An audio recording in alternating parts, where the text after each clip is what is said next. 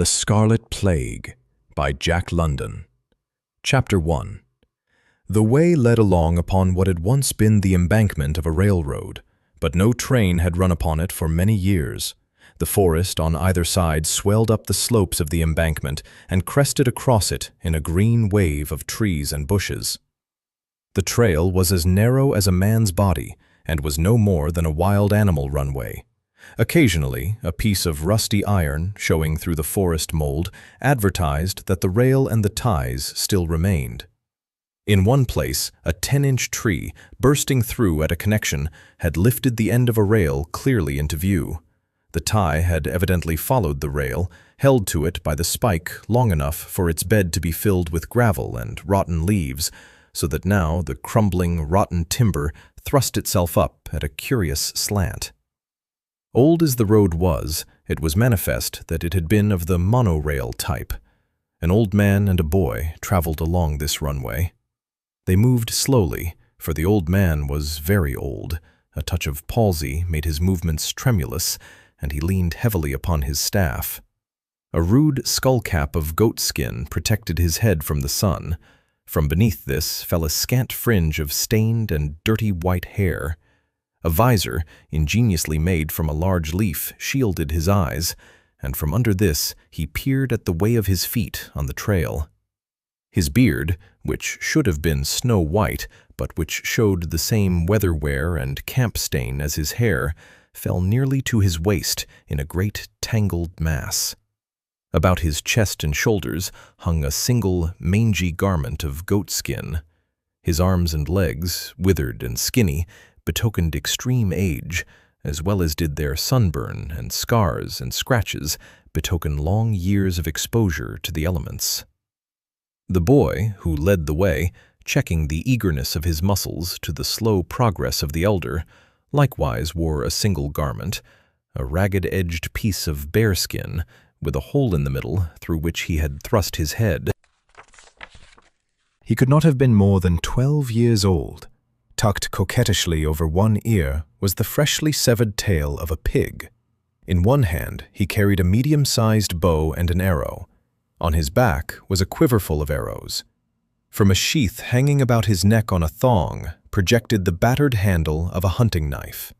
He was as brown as a berry and walked softly, with almost a cat-like tread.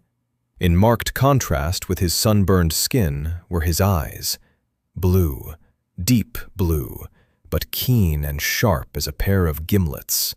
They seemed to bore into aft about him in a way that was habitual. As he went along, he smelled things as well, his distended, quivering nostrils carrying to his brain an endless series of messages from the outside world. Also, his hearing was acute, and had been so trained that it operated automatically.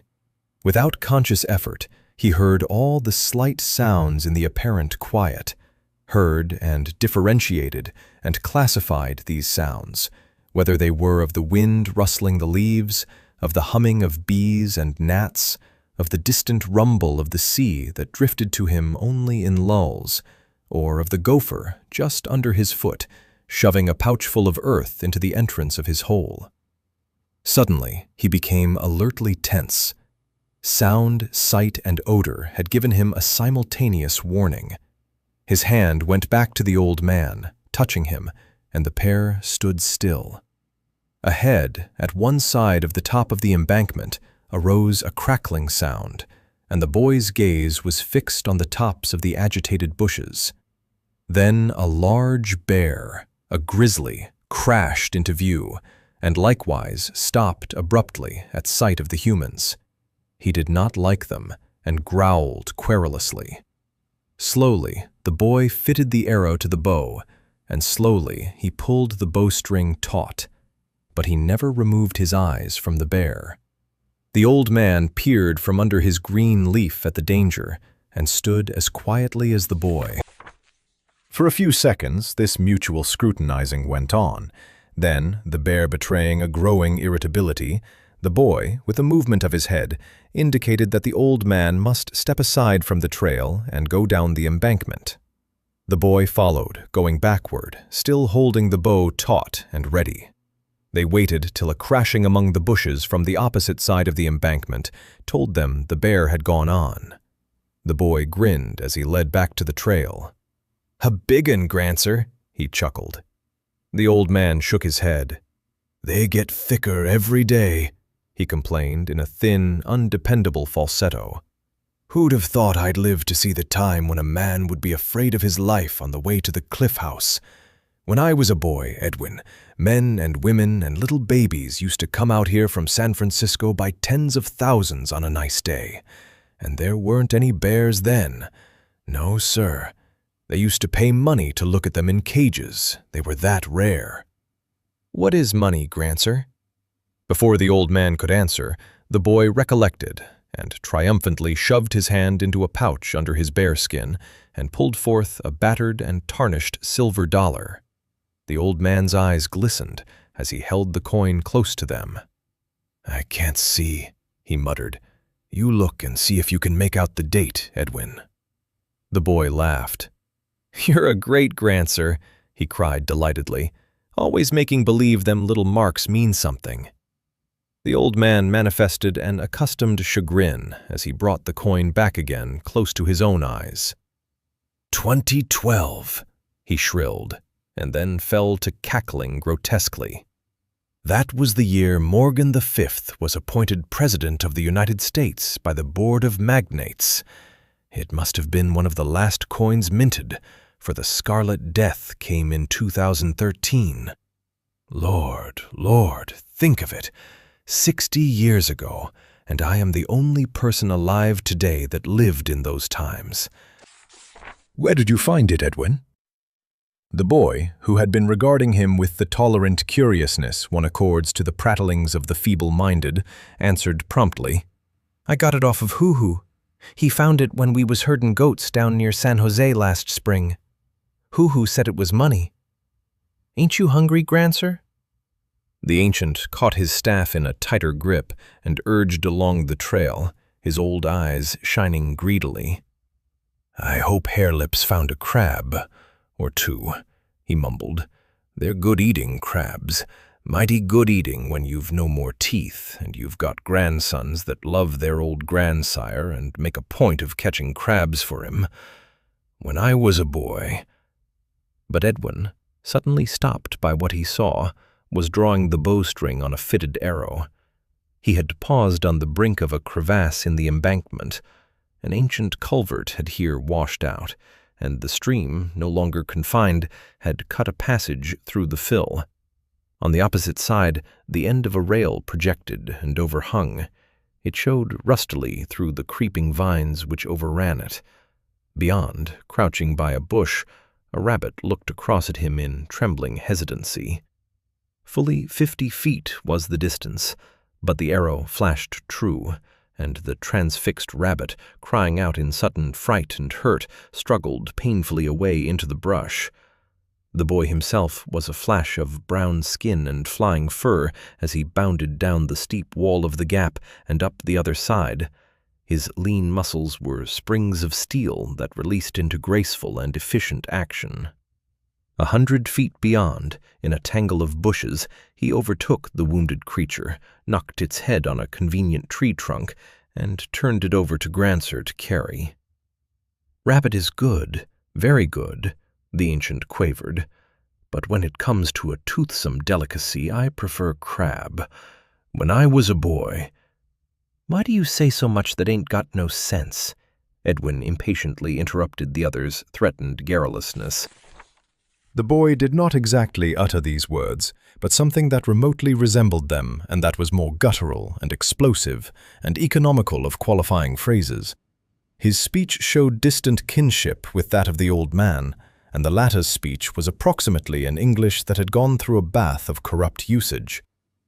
What I want to know, Edwin continued, is why you call crab toothsome delicacy. Crab is crab, ain't it? No one I never heard calls it such funny things. The old man sighed, but did not answer, and they moved on in silence. The surf grew suddenly louder as they emerged from the forest upon a stretch of sand dunes bordering the sea. A few goats were browsing among the sandy hillocks, and a skin-clad boy, aided by a wolfish-looking dog that was only faintly reminiscent of a collie, was watching them. Mingled with the roar of the surf was a continuous, deep-throated barking or bellowing, which came from a cluster of jagged rocks 100 yards out from shore. Here, huge sea lions hauled themselves up to lie in the sun or battle with one another. In the immediate foreground arose the smoke of a fire, tended by a third, savage-looking boy. Crouched near him were several wolfish dogs, similar to the one that guarded the goats.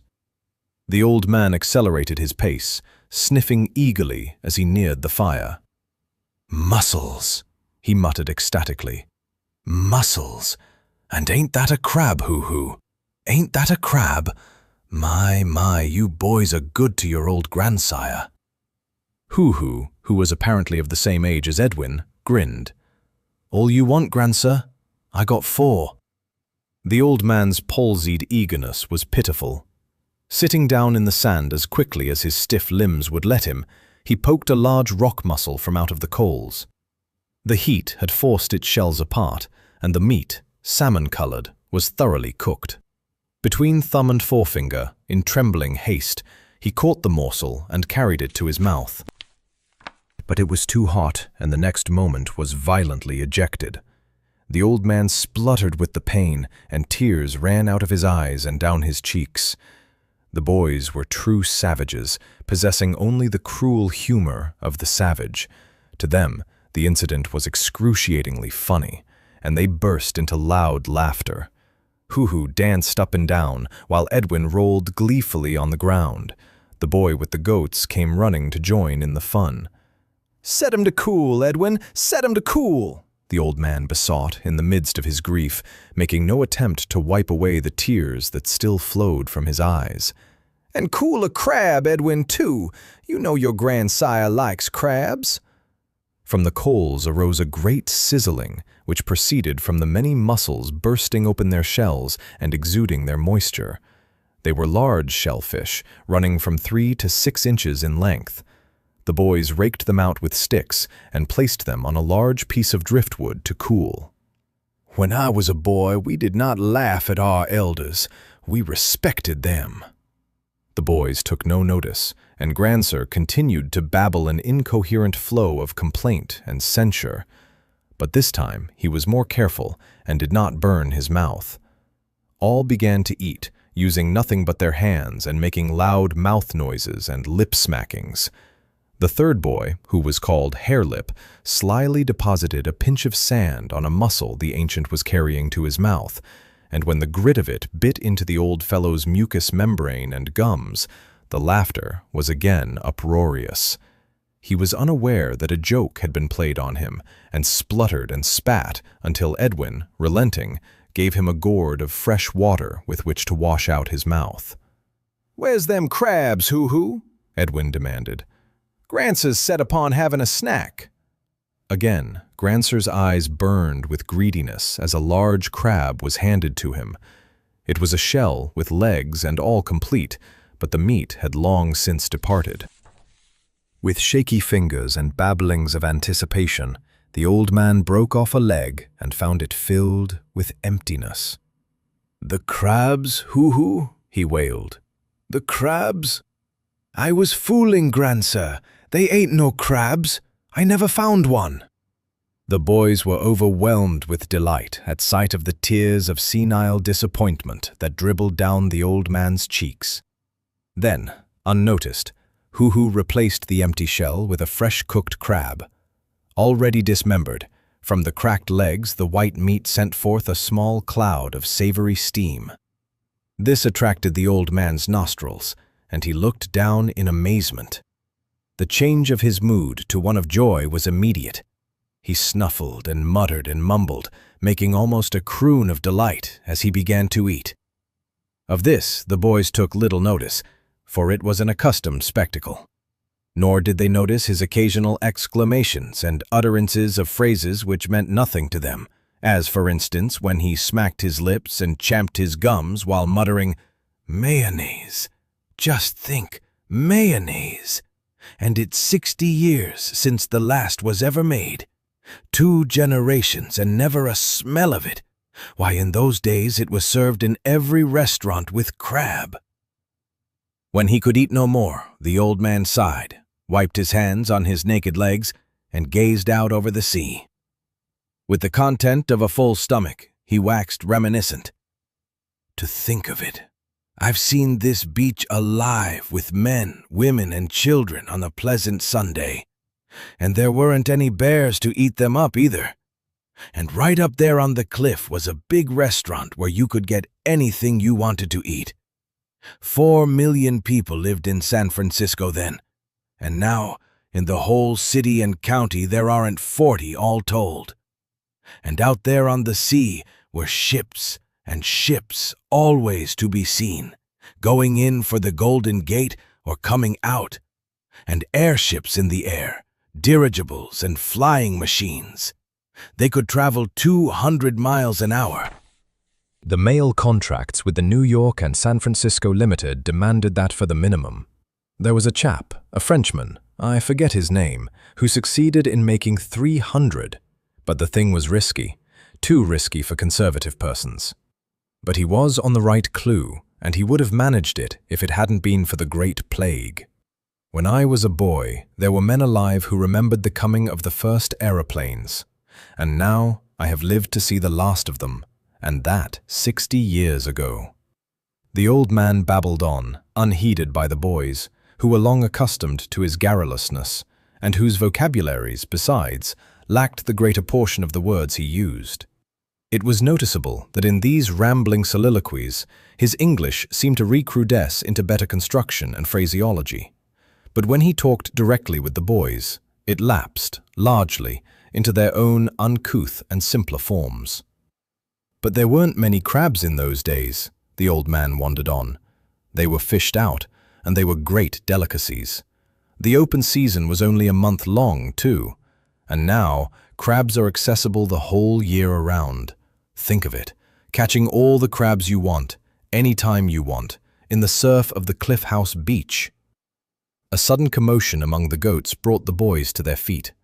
The dogs about the fire rushed to join their snarling fellow who guarded the goats, while the goats themselves stampeded in the direction of their human protectors.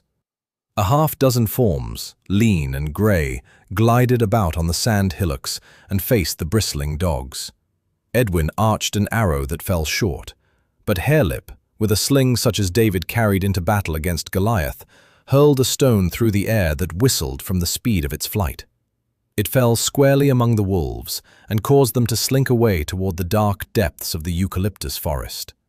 The boys laughed and lay down again in the sand, while Grancer sighed ponderously. He had eaten too much, and, with hands clasped on his paunch, the fingers interlaced, he resumed his maunderings. "The fleeting systems lapse like foam," he mumbled what was evidently a quotation. "That's it, foam and fleeting. All man's toil upon the planet was just so much foam. He domesticated the serviceable animals, destroyed the hostile ones, and cleared the land of its wild vegetation. And then he passed, and the flood of primordial life rolled back again, sweeping his handiwork away. The weeds in the forest inundated his fields, the beasts of prey swept over his flocks, and now there are wolves on the Cliff House beach." He was appalled by the thought. Where 4 million people disported themselves, the wild wolves roam today, and the savage progeny of our loins, with prehistoric weapons, defend themselves against the fanged despoilers. Think of it, and all because of the Scarlet Death. The adjective had caught Harelip's ear. "He's always saying that," he said to Edwin. "What is scarlet?" "The scarlet of the maples can shake me like the cry of bugles going by," the old man quoted. "It's red," Edwin answered the question. "And you don't know it because you come from the chauffeur tribe. They never did know nothing, none of them. Scarlet is red, I know that." "Red is red, ain't it?" Harelip grumbled. "Then what's the good of getting cocky and calling it scarlet?" "Grancer, what for do you always say so much what nobody knows?" he asked. "Scarlet ain't anything, but red is red. Why don't you say red then?" Red is not the right word, was the reply. The plague was scarlet. The whole face and body turned scarlet in an hour's time. Don't I know? Didn't I see enough of it? And I am telling you it was scarlet because, well, because it was scarlet. There is no other word for it. Red is good enough for me, Harelip muttered obstinately. My dad calls red red, and he ought to know. He says everybody died of the Red Death. Your dad is a common fellow, descended from a common fellow, Grancer retorted heatedly. Don't I know the beginnings of the chauffeurs? Your grandsire was a chauffeur, a servant, and without education. He worked for other persons. But your grandmother was of good stock, only the children did not take after her. Don't I remember when I first met them, catching fish at Lake Temescal? What is education? Edwin asked. Calling red scarlet, Harelip sneered, then returned to the attack on Grancer. My dad told me, and he got it from his dad afore he croaked, that your wife was a Santa Rosan, and that she was sure no account. He said she was a hash slinger before the Red Death, though I don't know what a hash slinger is. You can tell me, Edwin. But Edwin shook his head in token of ignorance. It is true she was a waitress, Grancer acknowledged, but she was a good woman, and your mother was her daughter. Women were very scarce in the days after the plague. She was the only wife I could find, even if she was a hash slinger, as your father calls it. But it is not nice to talk about our progenitors that way. Dad says that the wife of the first chauffeur was a lady. What's a lady? Hoo-Hoo demanded. A lady's a chauffeur squaw, was the quick reply of Harelip. The first chauffeur was Bill, a common fellow, as I said before, the old man expounded. But his wife was a lady, a great lady. Before the Scarlet Death, she was the wife of Van Worden. He was president of the Board of Industrial Magnates and was one of the dozen men who ruled America. He was worth $1,800,000,000, coins like you have there in your pouch, Edwin.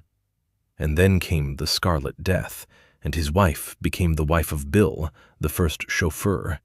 He used to beat her, too. I have seen it myself. Hoo-Hoo, lying on his stomach and idly digging his toes in the sand, cried out and investigated, first his toenail, and next the small hole he had dug. The other two boys joined him, excavating the sand rapidly with their hands till there lay 3 skeletons exposed. 2 were of adults, the third being that of a part-grown child. The old man trudged along on the ground and peered at the find. Plague victims, he announced. That's the way they died everywhere in the last days. This must have been a family, running away from the contagion and perishing here on the Cliff House beach. What are you doing, Edwin? This question was asked in sudden dismay, as Edwin, using the back of his hunting knife, began to knock out the teeth from the jaws of one of the skulls. Going to string 'em, was the response. The 3 boys were now hard at it, and quite a knocking and hammering arose, in which Grancer babbled on unnoticed. You are true savages. Already has begun the custom of wearing human teeth. In another generation you will be perforating your noses and ears and wearing ornaments of bone and shell. I know. The human race is doomed to sink back farther and farther into the primitive night ere again it begins its bloody climb upward to civilization. When we increase and feel the lack of room, we will proceed to kill one another. And then I suppose you will wear human scalp locks at your waist as well. As you, Edwin, who are the gentlest of my grandsons, have already begun with that vile pigtail.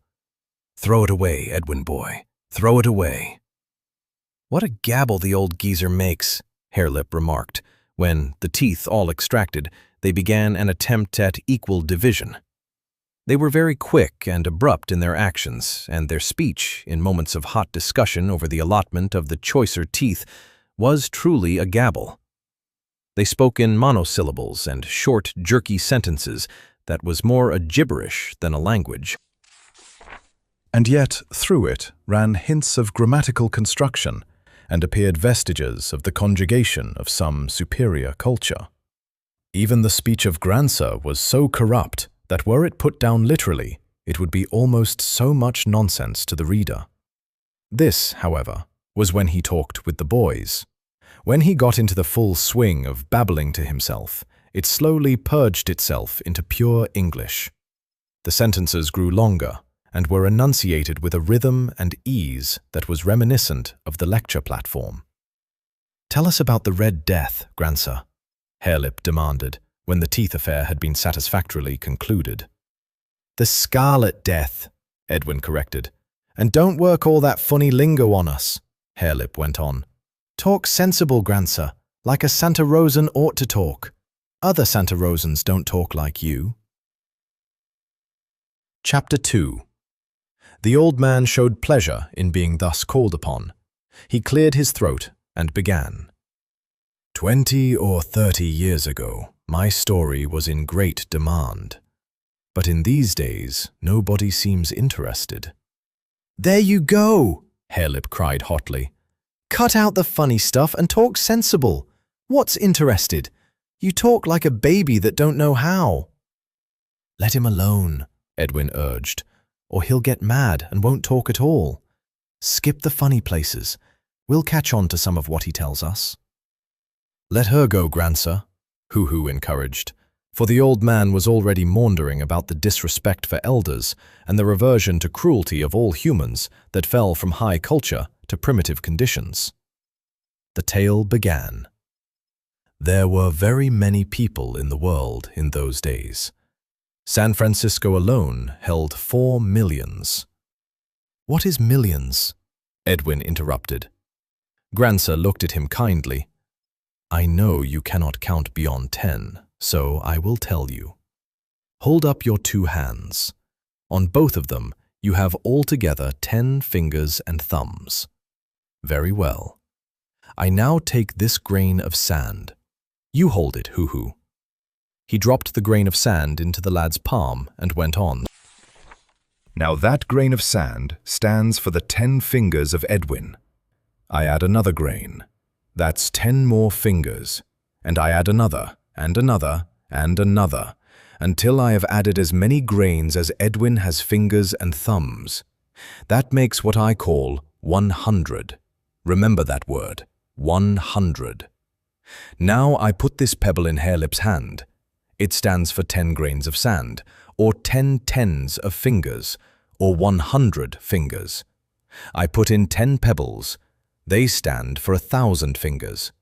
I take a mussel shell, and it stands for 10 pebbles, or 100 grains of sand, or 1,000 fingers.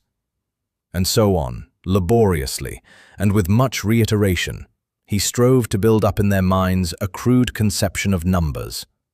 As the quantities increased, he had the boys holding different magnitudes in each of their hands. For still higher sums, he laid the symbols on the log of driftwood, and for symbols he was hard put, being compelled to use the teeth from the skulls for millions, and the crab shells for billions. It was here that he stopped, for the boys were showing signs of becoming tired. There were 4 million people in San Francisco, 4 teeth. The boys' eyes ranged along from the teeth and from hand to hand, down through the pebbles and sand grains to Edwin's fingers. And back again they ranged along the ascending series in the effort to grasp such inconceivable numbers. "That was a lot of folks, Grancer," Edwin at last hazarded. "Like sand on the beach here, like sand on the beach. Each grain of sand a man, or woman, or child. Yes, my boy, all those people lived right here in San Francisco, and at one time or another, all those people came out on this very beach. More people than there are grains of sand. More, more, more. And San Francisco was a noble city. And across the bay, where we camped last year, even more people lived, clear from Point Richmond, on the level ground and on the hills, all the way around to San Leandro, one great city of 7 million people. 7 teeth. There, that's it. 7 millions. Again, the boy's eyes ranged up and down from Edwin's fingers to the teeth on the log. The world was full of people. The census of 2010 gave 8 billions for the whole world. 8 crab shells. Yes, 8 billions. It was not like today. Mankind knew a great deal more about getting food, and the more food there was, the more people there were. In the year 1800, there were 170 millions in Europe alone. 100 years later, a grain of sand, hoo-hoo. 100 years later, at 1900, there were 500 millions in Europe. 5 grains of sand, hoo-hoo. And this one tooth. This shows how easy was the getting of food and how men increased. And in the year 2000, there were 1,500 millions in Europe.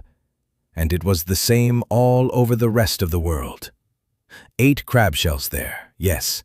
8 billion people were alive on the earth when the Scarlet Death began. I was a young man when the plague came, 27 years old, and I lived on the other side of San Francisco Bay in Berkeley.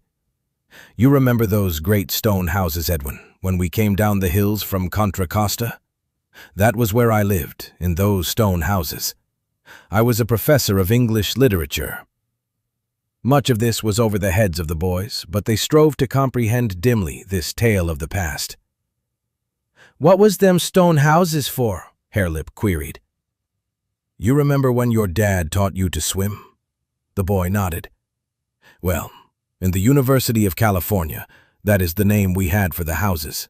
We taught young men and women how to think, just as I have taught you now, by sand and pebbles and shells, to know how many people lived in those days. There was very much to teach.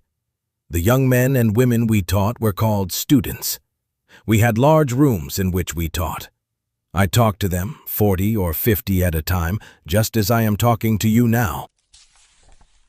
I told them about the books other men had written before their time, and even, sometimes, in their time.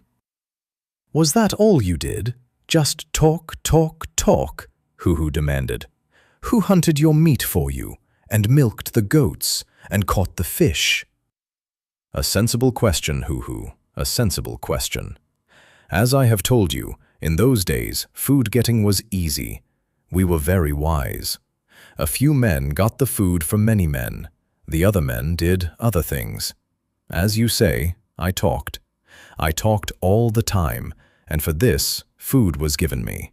Much food, fine food, beautiful food, food that I have not tasted in 60 years and shall never taste again. I sometimes think the most wonderful achievement of our tremendous civilization was food. Its inconceivable abundance, its infinite variety, its marvelous delicacy. Oh, my grandsons, life was life in those days when we had such wonderful things to eat.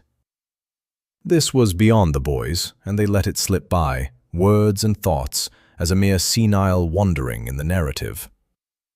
Our food-getters were called freemen. This was a joke.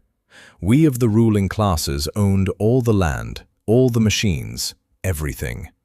These food-getters were our slaves.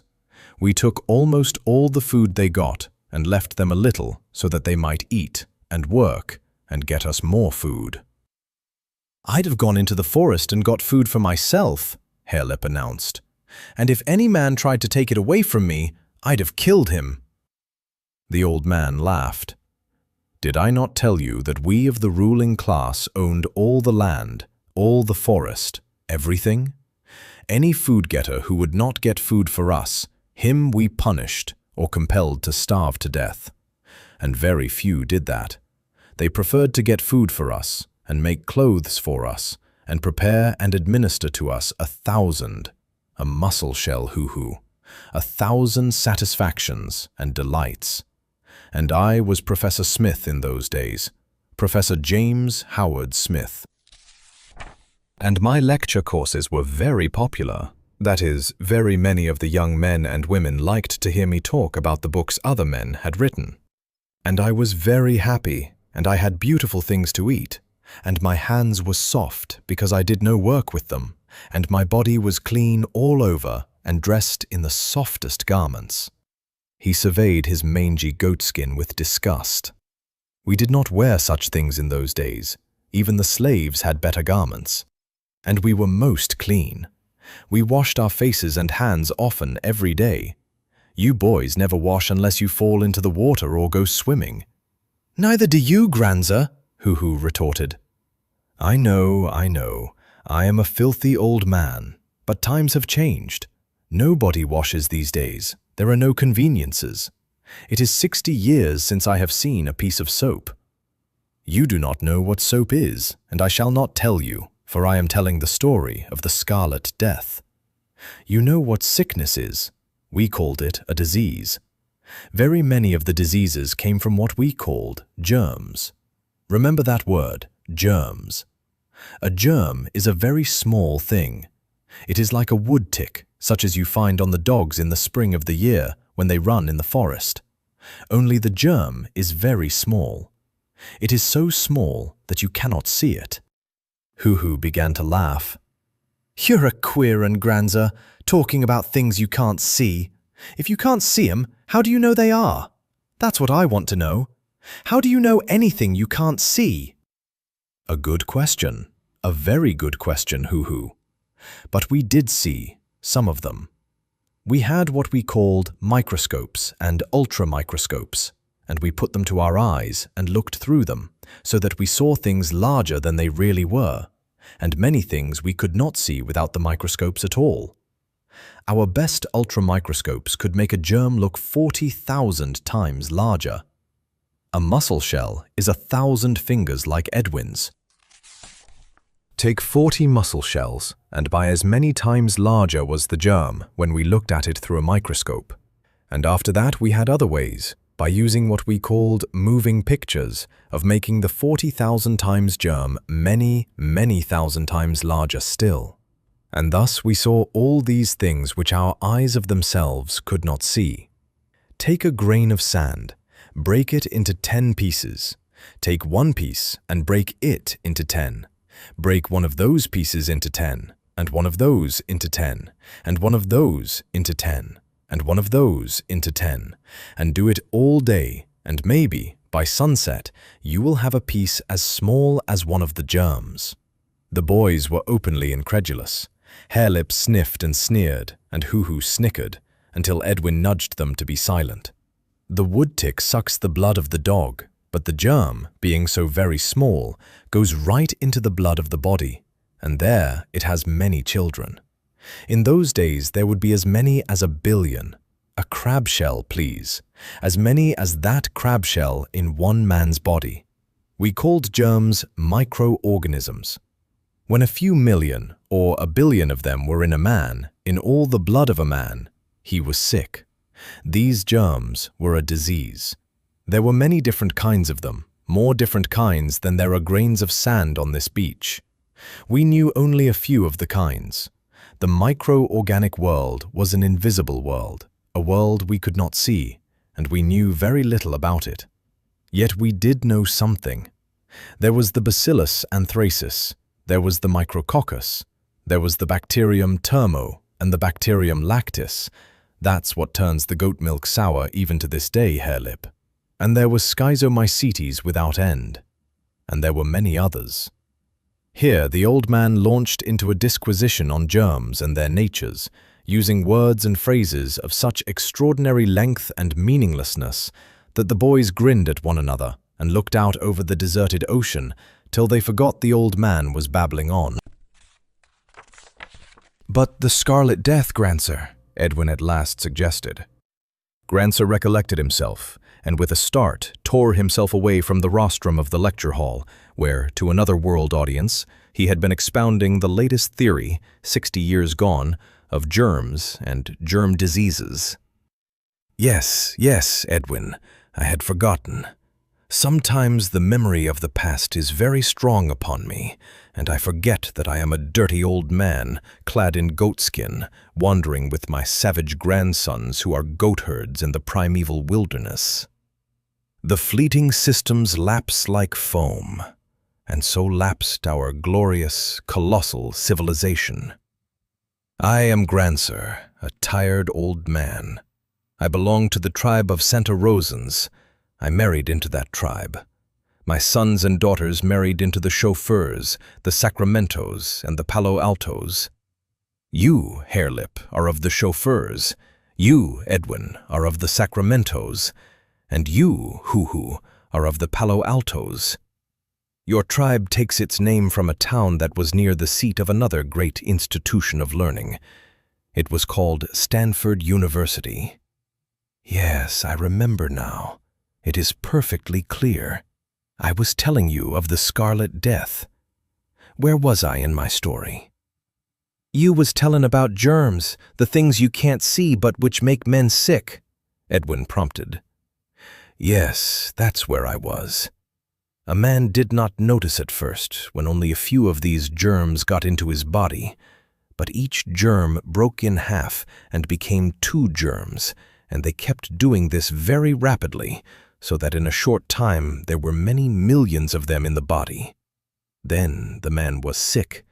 He had a disease, and the disease was named after the kind of a germ that was in him. It might be measles, it might be influenza, it might be yellow fever. It might be any of thousands and thousands of kinds of diseases. Now, this is the strange thing about these germs. There were always new ones coming to live in men's bodies. Long and long and long ago, when there were only a few men in the world, there were few diseases. But as men increased and lived closely together in great cities and civilizations, new diseases arose, new kinds of germs entered their bodies. Thus were countless millions and billions of human beings killed. And the more thickly men packed together, the more terrible were the new diseases that came to be. Long before my time, in the Middle Ages, there was the Black Plague that swept across Europe. It swept across Europe many times. There was tuberculosis that entered into men wherever they were thickly packed. 100 years before my time, there was the bubonic plague, and in Africa was the sleeping sickness. The bacteriologists fought all these sicknesses and destroyed them, just as you boys fight the wolves away from your goats, or squash the mosquitoes that light on you.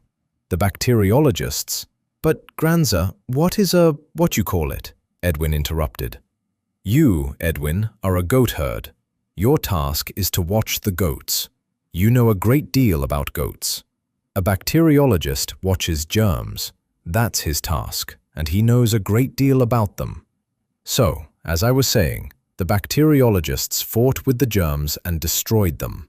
Sometimes. There was leprosy, a horrible disease. 100 years before I was born, the bacteriologists discovered the germ of leprosy. They knew all about it. They made pictures of it. I have seen those pictures. But they never found a way to kill it. But in 1984, there was the Pantoblast plague, a disease that broke out in a country called Brazil and that killed millions of people. But the bacteriologists found it out and found the way to kill it so that the Pantoblast plague went no farther. They made what they called a serum, which they put into a man's body and which killed the Pantoblast germs without killing the man. And in 1910, there was pellagra and also the hookworm. These were easily killed by the bacteriologists. But in 1947, there arose a new disease that had never been seen before. It got into the bodies of babies of only 10 months old or less, and it made them unable to move their hands and feet, or to eat, or anything. And the bacteriologists were 11 years in discovering how to kill that particular germ and save the babies. In spite of all these diseases, and of all the new ones that continued to arise, there were more and more men in the world. This was because it was easy to get food. The easier it was to get food, the more men there were. The more men there were, the more thickly were they packed together on the earth, and the more thickly they were packed, the more new kinds of germs became diseases. There were warnings. Soldovetsky, as early as 1929, told the bacteriologists that they had no guarantee against some new disease, 1,000 times more deadly than any they knew, arising and killing by the hundreds of millions and even by the billion. You see, the microorganic world remained a mystery to the end. They knew there was such a world, and that from time to time armies of new germs emerged from it to kill men. And that was all they knew about it. For all they knew, in that invisible microorganic world, there might be as many different kinds of germs as there are grains of sand on this beach. And also, in that same invisible world, it might well be that new kinds of germs came to be. It might be there that life originated, the abysmal fecundity, Soldovetsky called it, applying the words of other men who had written before him. It was at this point that Hairlip rose to his feet, an expression of huge contempt on his face. "Grandsir," he announced, "you make me sick with your gabble. Why don't you tell about the Red Death? If you ain't going to, say so, and we'll start back for camp." The old man looked at him and silently began to cry. The weak tears of age rolled down his cheeks, and all the feebleness of his 87 years showed in his grief-stricken countenance. "Sit down," Edwin counseled soothingly. Grandsir's all right. He's just getting to the Scarlet Death, ain't you, Grandsir? He's just going to tell us about it right now. Sit down, Hairlip. Go ahead, Grandsir. Chapter 3. The old man wiped the tears away on his grimy knuckles and took up the tale in a tremulous, piping voice that soon strengthened as he got the swing of the narrative. It was in the summer of 2013 that the plague came. I was 27 years old, and well do I remember it. Wireless dispatches. Hairlip spat loudly his disgust, and Grandsir hastened to make amends.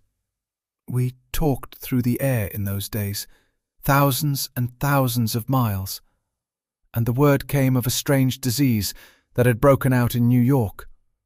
There were 17 millions of people living then in that noblest city of America. Nobody thought anything about the news. It was only a small thing.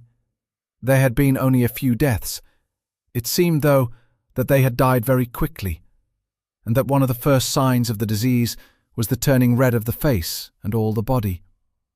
Within 24 hours came the report of the first case in Chicago, and on the same day it was made public that London, the greatest city in the world, next to Chicago, had been secretly fighting the plague for 2 weeks and censoring the news dispatches. That is, not permitting the word to go forth to the rest of the world that London had the plague. It looked serious, but we in California, like everywhere else, were not alarmed.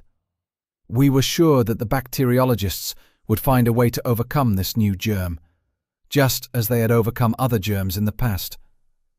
But the trouble was the astonishing quickness with which this germ destroyed human beings, and the fact that it inevitably killed any human body it entered. No one ever recovered.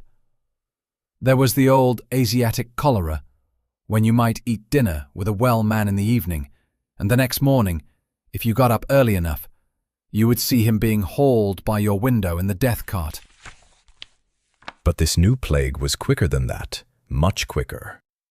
From the moment of the first signs of it, a man would be dead in an hour. Some lasted for several hours.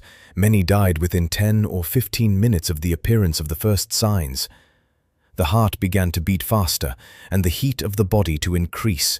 Then came the scarlet rash, spreading like wildfire over the face and body. Most persons never noticed the increase in heat and heartbeat, and the first they knew was when the scarlet rash came out. Usually, they had convulsions at the time of the appearance of the rash, but these convulsions did not last long and were not very severe. If one lived through them, he became perfectly quiet, and only did he feel a numbness swiftly creeping up his body from the feet.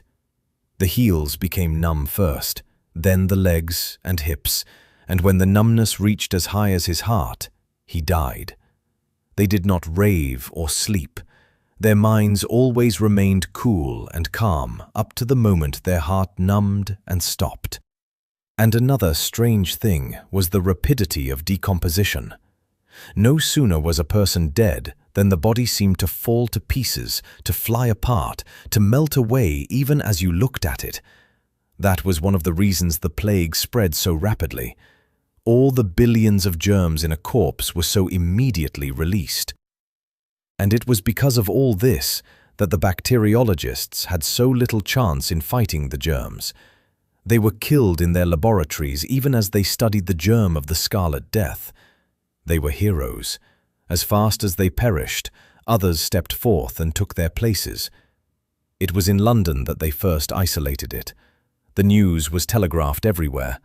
Trask was the name of the man who succeeded in this, but within 30 hours he was dead. Then came the struggle in all the laboratories to find something that would kill the plague germs. All drugs failed. You see, the problem was to get a drug or serum that would kill the germs in the body and not kill the body.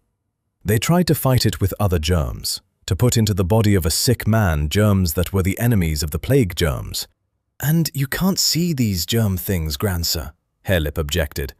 "And here you gabble, gabble, gabble about them as if they was anything, when they're nothing at all. Anything you can't see ain't, that's what. Fighting things that ain't with things that ain't. They must have been all fools in them days. That's why they croaked. I ain't going to believe in such rot, I tell you that." Grandsir promptly began to weep, while Edwin hotly took up his defense. "Look here, Harelip, you believe in lots of things you can't see." Harelip shook his head. "You believe in dead men walking about. You never seen one dead man walk about." "I tell you I seen 'em last winter when I was wolf hunting with Dad." "Well, you always spit when you cross running water," Edwin challenged. "That's to keep off bad luck," was Harelip's defense. "You believe in bad luck?" "Sure." "And you ain't never seen bad luck," Edwin concluded triumphantly. "You're just as bad as Grandsir and his germs. You believe in what you don't see. Go on, Grandsir." Harelip, crushed by this metaphysical defeat, remained silent, and the old man went on. Often and often, though this narrative must not be clogged by the details, was Grandsir's tale interrupted while the boys squabbled among themselves. Also, among themselves, they kept up a constant, low-voiced exchange of explanation and conjecture as they strove to follow the old man into his unknown and vanished world. The Scarlet Death broke out in San Francisco. The first death came on a Monday morning. By Thursday, they were dying like flies in Oakland and San Francisco. They died everywhere, in their beds, at their work, walking along the street. It was on Tuesday that I saw my first death, Miss Colburn, one of my students, sitting right there before my eyes in my lecture room. I noticed her face while I was talking. It had suddenly turned scarlet. I ceased speaking and could only look at her, for the first fear of the plague was already on all of us, and we knew that it had come. The young women screamed and ran out of the room. So did the young men run out, all but two. Miss Colburn's convulsions were very mild and lasted less than a minute. One of the young men fetched her a glass of water. She drank only a little of it and cried out, "My feet, all sensation has left them." After a minute, she said, "I have no feet. I am unaware that I have any feet, and my knees are cold. I can scarcely feel that I have knees." She lay on the floor, a bundle of notebooks under her head, and we could do nothing. The coldness and the numbness crept up past her hips to her heart, and when it reached her heart, she was dead. In 15 minutes, by the clock, I timed it, she was dead, there, in my own classroom, dead. And she was a very beautiful, strong, healthy young woman, and from the first sign of the plague to her death, only 15 minutes elapsed. That will show you how swift was the Scarlet Death. Yet in those few minutes, I remained with the dying woman in my classroom. The alarm had spread over the university, and the students, by thousands, all of them, had deserted the lecture room and laboratories. When I emerged, on my way to make report to the president of the faculty, I found the university deserted. Across the campus were several stragglers hurrying for their homes. 2 of them were running. President Hogue I found in his office, all alone, looking very old and very grey, with a multitude of wrinkles in his face that I had never seen before. At the sight of me, he pulled himself to his feet and tottered away to the inner office, banging the door after him and locking it. You see, he knew I had been exposed, and he was afraid. He shouted to me through the door to go away. I shall never forget my feelings as I walked down the silent corridors and out across that deserted campus. I was not afraid. I had been exposed, and I looked upon myself as already dead. It was not that, but a feeling of awful depression that impressed me. Everything had stopped. It was like the end of the world to me, my world. I had been born within sight and sound of the university. It had been my predestined career.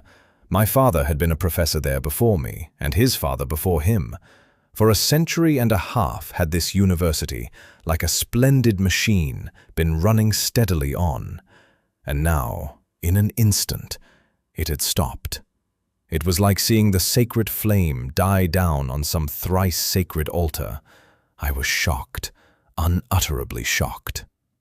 When I arrived home, my housekeeper screamed as I entered and fled away, and when I rang, I found the housemaid had likewise fled. I investigated. In the kitchen, I found the cook on the point of departure, but she screamed too, and in her haste dropped a suitcase of her personal belongings and ran out of the house and across the grounds, still screaming. I can hear her scream to this day. You see, we did not act in this way when ordinary diseases smote us. We were always calm over such things, and sent for the doctors and nurses who knew just what to do. But this was different. It struck so suddenly and killed so swiftly, and never missed a stroke. When the scarlet rash appeared on a person's face, that person was marked by death. There was never a known case of a recovery. I was alone in my big house. As I have told you often before, in those days we could talk with one another over wires or through the air. The telephone bell rang, and I found my brother talking to me. He told me that he was not coming home for fear of catching the plague from me, and that he had taken our 2 sisters to stop at Professor Bacon's home. He advised me to remain where I was and wait to find out whether or not I had caught the plague. To all of this I agreed, staying in my house and, for the first time in my life, attempting to cook. And the plague did not come out on me. By means of the telephone, I could talk with whomsoever I pleased and get the news. Also, there were the newspapers, and I ordered all of them to be thrown up to my door so that I could know what was happening with the rest of the world. New York City and Chicago were in chaos, and what happened with them was happening in all the large cities. 1/3 of the New York police were dead. Their chief was also dead, likewise the mayor. All law and order had ceased. The bodies were lying in the streets, unburied. All railroads and vessels carrying food and such things into the great city had ceased runnings, and mobs of the hungry poor were pillaging the stores and warehouses. Murder and robbery and drunkenness were everywhere. Already the people had fled from the city by millions. At first the rich, in their private motor cars and dirigibles, and then the great mass of the population, on foot, carrying the plague with them, themselves starving and pillaging the farmers and all the towns and villages on the way. The man who sent this news, the wireless operator, was alone with his instrument on the top of a lofty building. The people remaining in the city, he estimated them at several 100,000, had gone mad from fear and drink, and on all sides of him great fires were raging.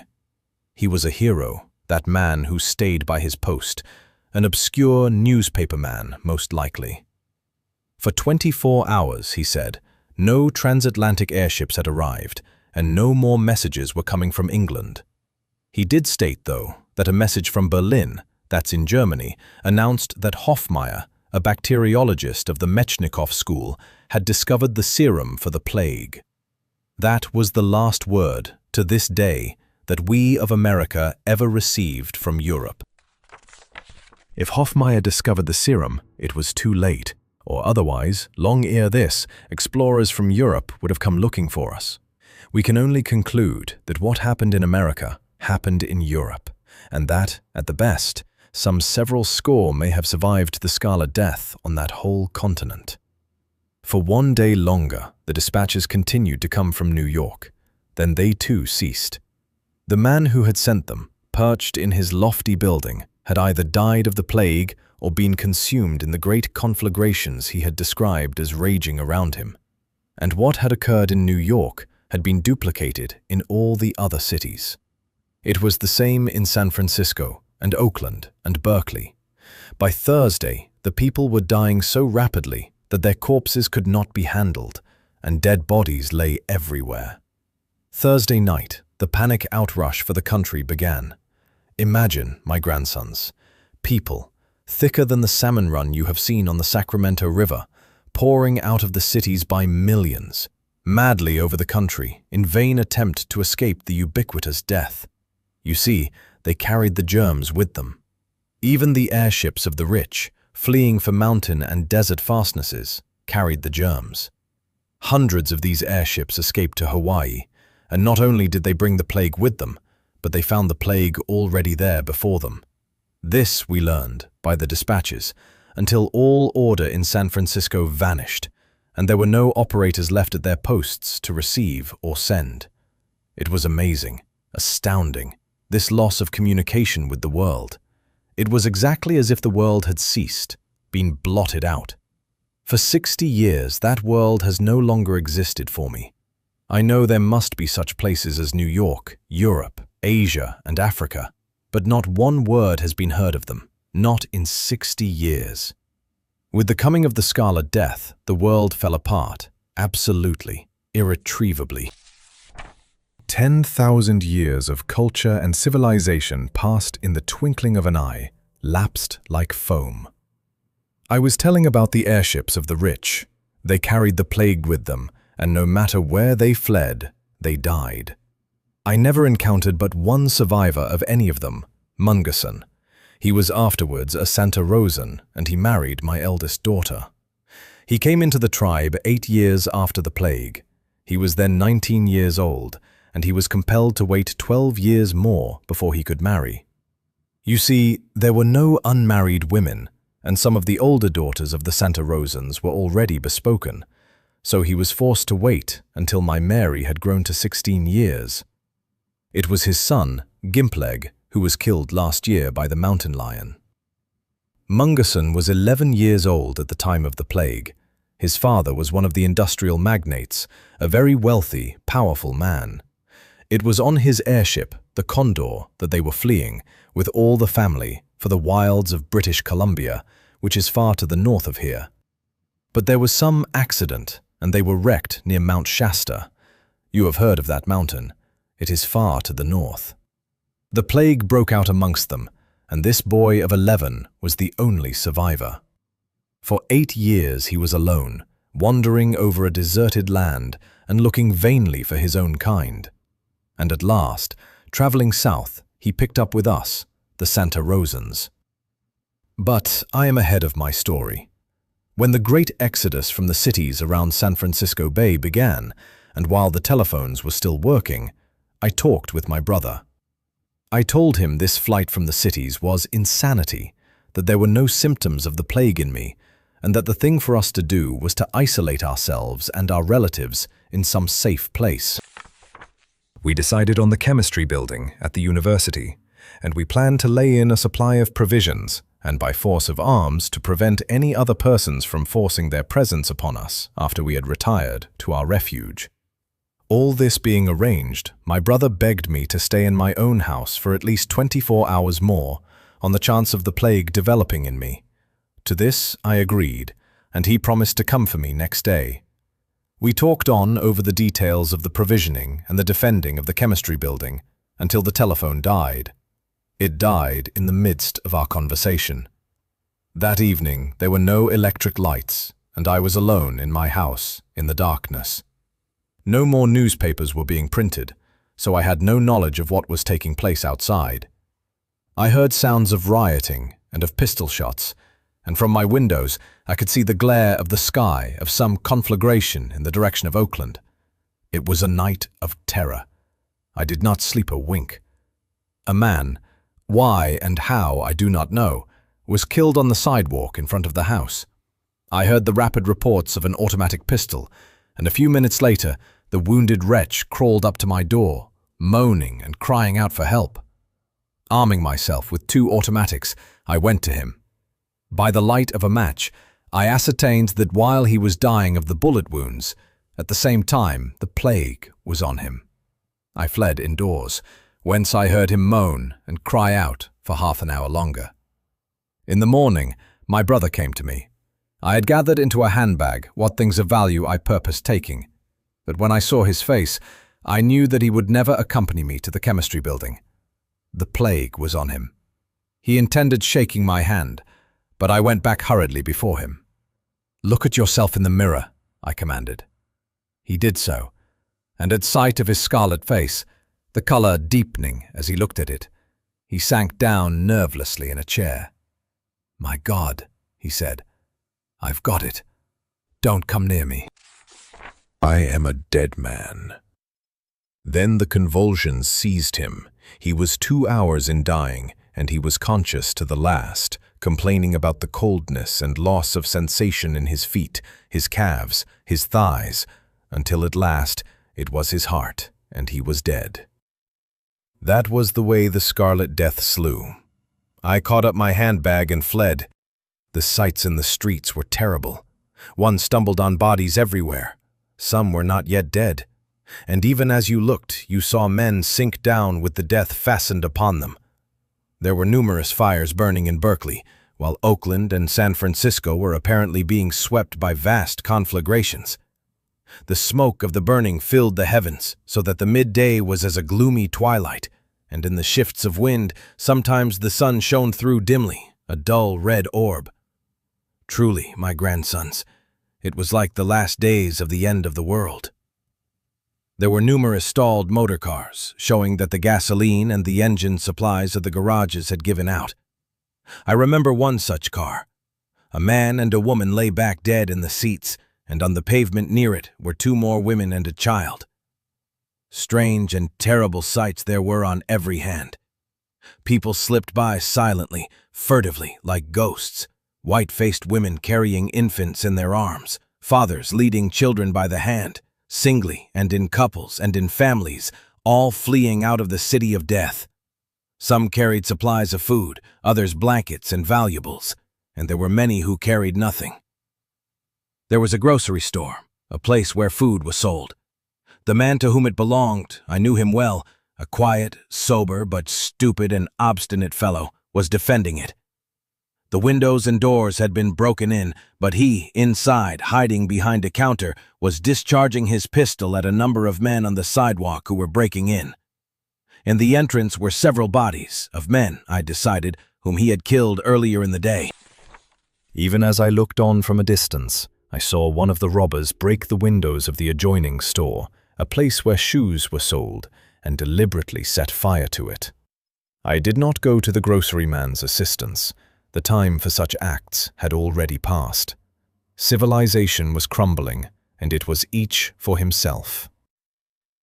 Chapter 4. I went away hastily, down a cross street, and at the first corner I saw another tragedy. 2 men of the working class had caught a man and a woman with 2 children and were robbing them. I knew the man by sight, though I had never been introduced to him.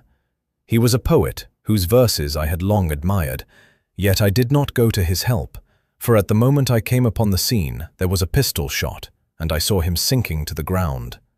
The woman screamed, and she was felled with a fist blow by one of the brutes. I cried out threateningly, whereupon they discharged their pistols at me, and I ran away around the corner. Here, I was blocked by an advancing conflagration. The buildings on both sides were burning, and the street was filled with smoke and flame. From somewhere in that murk came a woman's voice calling shrilly for help, but I did not go to her. A man's heart turned to iron amid such scenes, and one heard all too many appeals for help. Returning to the corner, I found the two robbers were gone. The poet and his wife lay dead on the pavement. It was a shocking sight. The two children had vanished. Whither, I could not tell. And I knew now why it was that the fleeing persons I encountered slipped along so furtively and with such white faces. In the midst of our civilization, down in our slums and labor ghettos, we had bred a race of barbarians, of savages, and now, in the time of our calamity, they turned upon us like the wild beasts they were and destroyed us. And they destroyed themselves as well. They inflamed themselves with strong drink and committed 1,000 atrocities, quarreling and killing one another in the general madness. One group of working men I saw, of the better sort, who had banded together and, with their women and children in their midst, the sick and aged in litters and being carried, and with a number of horses pulling a truckload of provisions, they were fighting their way out of the city. They made a fine spectacle as they came down the street through the drifting smoke, though they nearly shot me when I first appeared in their path. As they went by, one of their leaders shouted out to me in apologetic explanation. He said they were killing the robbers and looters on sight, and that they had thus banded together as the only means by which to escape the prowlers. It was here that I saw for the first time what I was soon to see so often. One of the marching men had suddenly shown the unmistakable mark of the plague. Immediately those about him drew away, and he, without a remonstrance, stepped out of his place to let them pass on. A woman, most probably his wife, attempted to follow him. She was leading a little boy by the hand, but the husband commanded her sternly to go on, while others laid hands on her and restrained her from following him. This I saw, and I saw the man also, with his scarlet blaze of face, step into a doorway on the opposite side of the street. I heard the report of his pistol and saw him sink lifeless to the ground. After being turned aside twice again by advancing fires, I succeeded in getting through to the university. On the edge of the campus, I came upon a party of university folk who were going in the direction of the chemistry building. They were all family men, and their families were with them, including the nurses and the servants. Professor Badminton greeted me. I had difficulty in recognizing him. Somewhere he had gone through flames, and his beard was singed off. About his head was a bloody bandage, and his clothes were filthy. He told me he had prowlers, and that his brother had been killed the previous night in the defense of their dwelling. Midway across the campus, he pointed suddenly to Mrs. Swinton's face. The unmistakable Scarlet was there. Immediately, all the other women set up a screaming and began to run away from her. Her two children were with a nurse, and these also ran with the women. But her husband, Dr. Swinton, remained with her. "Go on, Smith," he told me. "Keep an eye on the children. As for me, I shall stay with my wife. I know she is as already dead, but I can't leave her. Afterwards, if I escape, I shall come to the chemistry building, and do you watch for me and let me in." I left him bending over his wife and soothing her last moments, while I ran to overtake the party. We were the last to be admitted to the chemistry building. After that, with our automatic rifles, we maintained our isolation. By our plans, we had arranged for a company of 60 to be in this refuge. Instead, every one of the number originally planned had added relatives and friends and whole families until there were over 400 souls. But the chemistry building was large and, standing by itself, was in no danger of being burned by the great fires that raged everywhere in the city. A large quantity of provisions had been gathered, and a food committee took charge of it, issuing rations daily to the various families and groups that arranged themselves into messes. A number of committees were appointed, and we developed a very efficient organization. I was on the Committee of Defense, though for the first day no prowlers came near. We could see them in the distance, however, and by the smoke of their fires knew that several camps of them were occupying the far edge of the campus. Drunkenness was rife, and often we heard them singing ribald songs or insanely shouting. While the world crashed to ruin about them and all the air was filled with the smoke of its burning, these low creatures gave rein to their bestiality and fought and drank and died. And after all, what did it matter? Everybody died anyway, the good and the bad, the efficients and the weaklings, those that loved to live and those that scorned to live. They passed. Everything passed. When 24 hours had gone by and no signs of the plague were apparent, we congratulated ourselves and set about digging a well. You have seen the great iron pipes which in those days carried water to all the city dwellers. We feared that the fires in the city would burst the pipes and empty the reservoirs. So we tore up the cement floor of the central court of the chemistry building and dug a well. There were many young men, undergraduates, with us, and we worked night and day on the well, and our fears were confirmed. 3 hours before we reached water, the pipes went dry. A second 24 hours passed, and still the plague did not appear among us. We thought we were saved, but we did not know what I afterwards decided to be true, namely, that the period of the incubation of the plague germs in a human's body was a matter of a number of days. It slew so swiftly when once it manifested itself that we were led to believe that the period of incubation was equally swift. So, when 2 days had left us unscathed, we were elated with the idea that we were free of the contagion. But the 3rd day disillusioned us. I can never forget the night preceding it. I had charge of the night guards from 8 to 12, and from the roof of the building I watched the passing of all man's glorious works. So terrible were the local conflagrations that all the sky was lighted up. One could read the finest print in the red glare. All the world seemed wrapped in flames. San Francisco spouted smoke and fire from a score of vast conflagrations that were like so many active volcanoes. Oakland, San Leandro, Haywards, all were burning, and to the northward, clear to Point Richmond, other fires were at work. It was an awe-inspiring spectacle.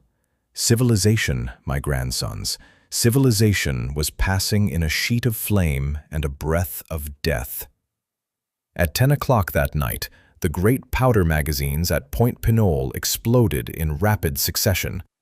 So terrific were the concussions that the strong building rocked as in an earthquake, while every pane of glass was broken. It was then that I left the roof and went down the long corridors from room to room, quieting the alarmed women and telling them what had happened. An hour later, at a window on the ground floor, I heard pandemonium break out in the camps of the prowlers. There were cries and screams and shots from many pistols. As we afterward conjectured, this fight had been precipitated by an attempt on the part of those that were well to drive out those that were sick.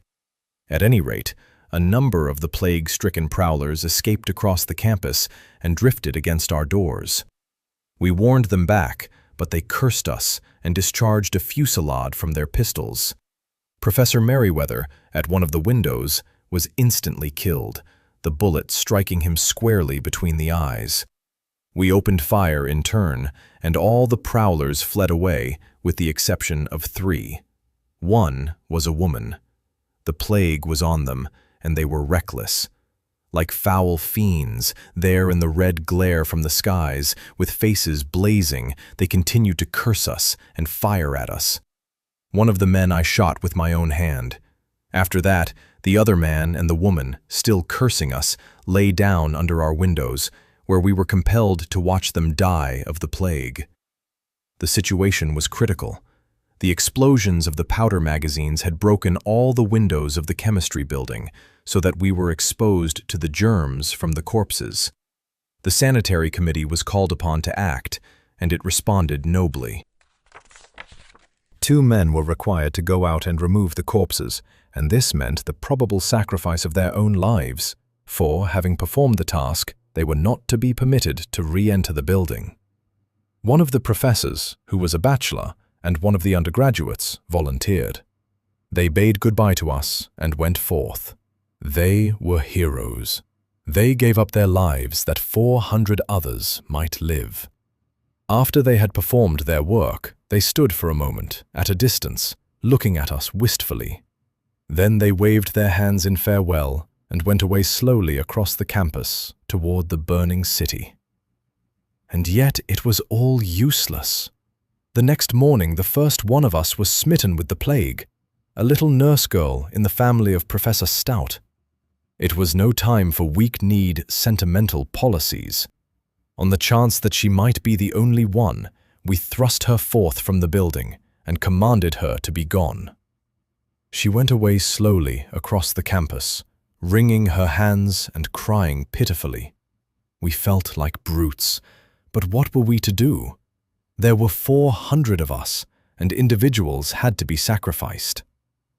In one of the laboratories, 3 families had domiciled themselves, and that afternoon we found among them no less than 4 corpses and 7 cases of the plague in all its different stages. Then it was that the horror began. Leaving the dead lie, we forced the living ones to segregate themselves in another room. The plague began to break out among the rest of us, and as fast as the symptoms appeared, we sent the stricken ones to these segregated rooms. We compelled them to walk there by themselves, so as to avoid laying hands on them. It was heart-rending. But still the plague raged among us, and room after room was filled with the dead and dying. And so we, who were yet clean, retreated to the next floor and to the next, before this sea of the dead, that, room by room and floor by floor, inundated the building. The place became a charnel house, and in the middle of the night the survivors fled forth, taking nothing with them except arms and ammunition and a heavy store of tinned foods. We camped on the opposite side of the campus from the prowlers, and while some stood guard, others of us volunteered to scout into the city in quest of horses, motor cars, carts, and wagons, or anything that would carry our provisions and enable us to emulate the banded working men I had seen fighting their way out to the open country. I was one of these scouts, and Dr. Hoyle, remembering that his motor car had been left behind in his home garage, told me to look for it. We scouted in pairs, and Dombey, a young undergraduate, accompanied me. We had to cross half a mile of the residence portion of the city to get to Dr. Hoyle's home. Here the buildings stood apart, in the midst of trees and grassy lawns, and here the fires had played freaks, burning whole blocks, skipping blocks, and often skipping a single house in a block. And here, too, the prowlers were still at their work. We carried our automatic pistols openly in our hands, and looked desperate enough, forsooth, to keep them from attacking us. But at Dr. Hoyle's house the thing happened. Untouched by fire, even as we came to it, the smoke of flames burst forth. The miscreant who had set fire to it staggered down the steps and out along the driveway. Sticking out of his coat pockets were bottles of whiskey, and he was very drunk. My first impulse was to shoot him, and I have never ceased regretting that I did not.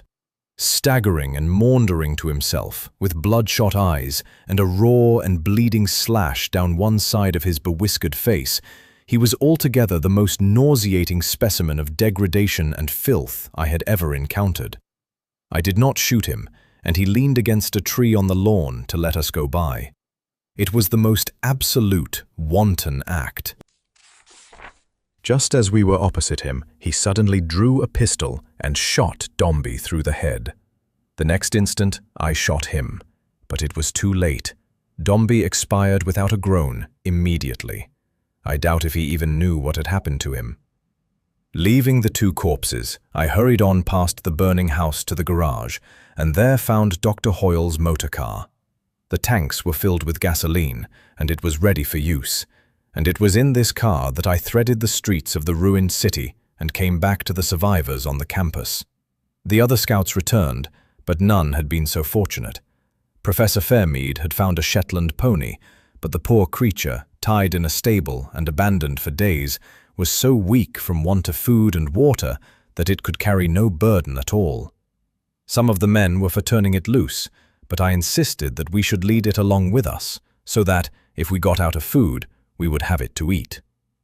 There were 47 of us when we started, many being women and children. The president of the faculty, an old man to begin with, and now hopelessly broken by the awful happenings of the past week, rode in the motorcar with several young children and the aged mother of Professor Fairmead. Wathope, a young professor of English, who had a grievous bullet wound in his leg, drove the car. The rest of us walked, Professor Fairmead leading the pony. It was what should have been a bright summer day, but the smoke from the burning world filled the sky, through which the sun shone murkily, a dull and lifeless orb, blood-red and ominous. But we had grown accustomed to that blood-red sun. With the smoke, it was different. It bit into our nostrils and eyes, and there was not one of us whose eyes were not bloodshot. We directed our course to the southeast through the endless miles of suburban residences, traveling along where the first swells of low hills rose from the flat of the central city. It was by this way only that we could expect to gain the country. Our progress was painfully slow. The women and children could not walk fast. They did not dream of walking, my grandsons, in the way all people walk today. In truth, none of us knew how to walk. It was not until after the plague that I learned, really, to walk. So it was that the pace of the slowest was the pace of all, for we dared not separate on account of the prowlers. There were not so many now of these human beasts of prey. The plague had already well diminished their numbers, but enough still lived to be a constant menace to us. Many of the beautiful residences were untouched by fire, yet smoking ruins were everywhere. The prowlers, too, seemed to have got over their insensate desire to burn, and it was more rarely that we saw houses freshly on fire. Several of us scouted among the private garages in search of motor cars and gasoline, but in this we were unsuccessful. The first great flights from the cities had swept all such utilities away. Calgan, a fine young man, was lost in this work. He was shot by prowlers while crossing a lawn. Yet this was our only casualty, though, once, a drunken brute deliberately opened fire on all of us. Luckily, he fired wildly, and we shot him before he had done any hurt. At Fruitvale, still in the heart of the magnificent residence section of the city, the plague again smote us. Professor Fairmead was the victim. Making signs to us that his mother was not to know, he turned aside into the grounds of a beautiful mansion. He sat down forlornly on the steps of the front veranda, and I, having lingered, waved him a last farewell. That night, several miles beyond Fruitvale and still in the city, we made camp.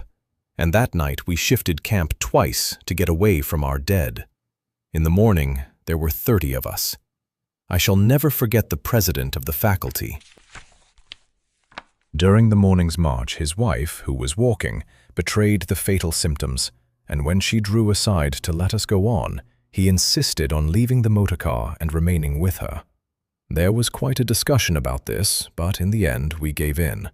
It was just as well, for we knew not which ones of us, if any, might ultimately escape. That night, the second of our march, we camped beyond Haywoods in the first stretches of country, and in the morning there were 11 of us that lived. Also, during the night, Wathope, the professor with the wounded leg, deserted us in the motorcar. He took with him his sister and his mother and most of our tinned provisions.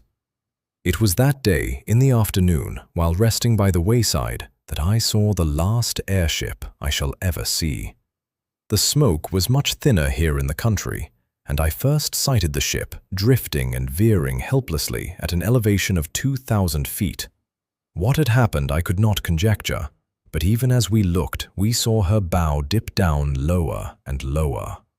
Then the bulkheads of the various gas chambers must have burst, for, quite perpendicular, she fell like a plummet to the earth. And from that day to this, I have not seen another airship. Often and often, during the next few years, I scanned the sky for them, hoping against hope that somewhere in the world civilization had survived. But it was not to be. What happened with us in California must have happened with everybody, everywhere. Another day, and at Niles, there were 3 of us. Beyond Niles, in the middle of the highway, we found Wathope. The motor car had broken down, and there, on the rugs which they had spread on the ground, lay the bodies of his sister, his mother, and himself. Wearied by the unusual exercise of continual walking, that night I slept heavily. In the morning, I was alone in the world. Canfield and Parsons, my last companions, were dead of the plague. Of the 400 that sought shelter in the chemistry building, and of the 47 that began the march, I alone remained, I and the Shetland pony. Why this should be so there is no explaining. I did not catch the plague, that is all. I was immune. I was merely the one lucky man in a million, just as every survivor was 1 in a million, or rather, in several millions, for the proportion was at least that. Chapter 5. For 2 days I sheltered in a pleasant grove where there had been no deaths. In those 2 days, while badly depressed and believing that my turn would come at any moment, nevertheless I rested and recuperated. So did the pony. And on the 3rd day, putting what small store of tinned provisions I possessed on the pony's back, I started on across a very lonely land. Not a live man, woman, or child did I encounter, though the dead were everywhere. Food, however, was abundant. The land then was not as it is now.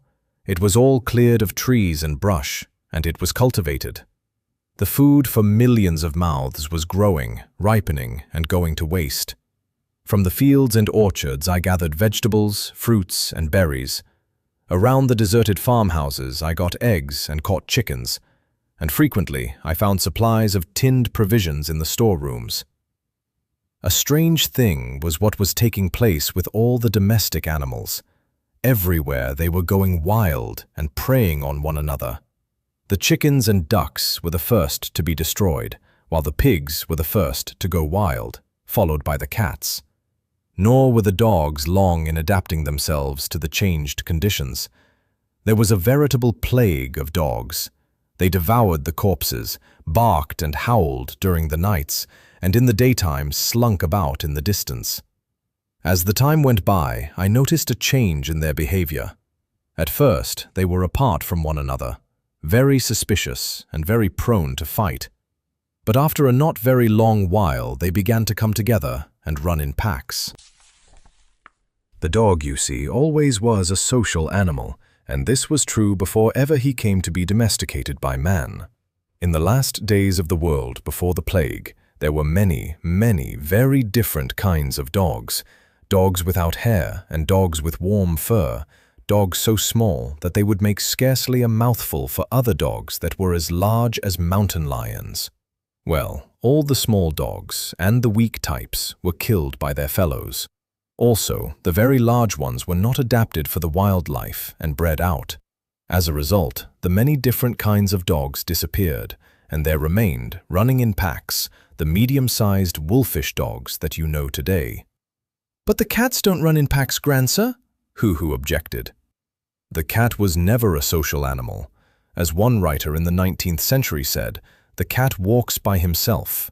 He always walked by himself, from before the time he was tamed by man, down through the long ages of domestication, to today, when once more he is wild. The horses also went wild, and all the fine breeds we had degenerated into the small Mustang horse you know today. The cows likewise went wild, as did the pigeons and the sheep. And that a few of the chickens survived, you know yourself. But the wild chicken of today is quite a different thing from the chickens we had in those days. But I must go on with my story. I traveled through a deserted land. As the time went by, I began to yearn more and more for human beings, but I never found one, and I grew lonelier and lonelier.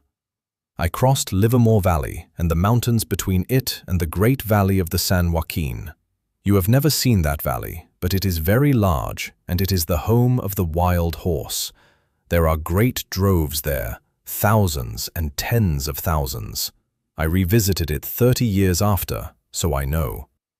You think there are lots of wild horses down here in the coast valleys, but they are as nothing compared with those of the San Joaquin.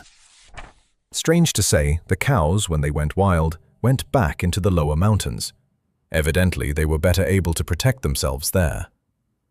In the country districts, the ghouls and prowlers had been less in evidence, for I found many villages and towns untouched by fire. But they were filled by the pestilential dead, and I passed by without exploring them.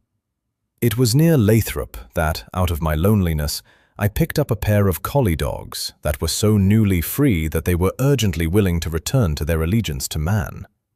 These collies accompanied me for many years, and the strains of them are in those very dogs there that you boys have today. But in 60 years the collie strain has worked out. These brutes are more like domesticated wolves than anything else. Harelip rose to his feet, glanced to see that the goats were safe, and looked at the sun's position in the afternoon sky, advertising impatience at the prolixity of the old man's tale. Urged to hurry by Edwin, Granso went on. There is little more to tell. With my 2 dogs and my pony, and riding a horse I had managed to capture, I crossed the San Joaquin and went on to a wonderful valley in the Sierras called Yosemite. In the great hotel there, I found a prodigious supply of tinned provisions. The pasture was abundant, as was the game, and the river that ran through the valley was full of trout. I remained there 3 years in an utter loneliness that none but a man who has once been highly civilized can understand. Then I could stand it no more. I felt that I was going crazy. Like the dog, I was a social animal, and I needed my kind. I reasoned that since I had survived the plague, there was a possibility that others had survived. Also, I reasoned that after 3 years the plague germs must all be gone and the land be clean again. With my horse and dogs and pony, I set out.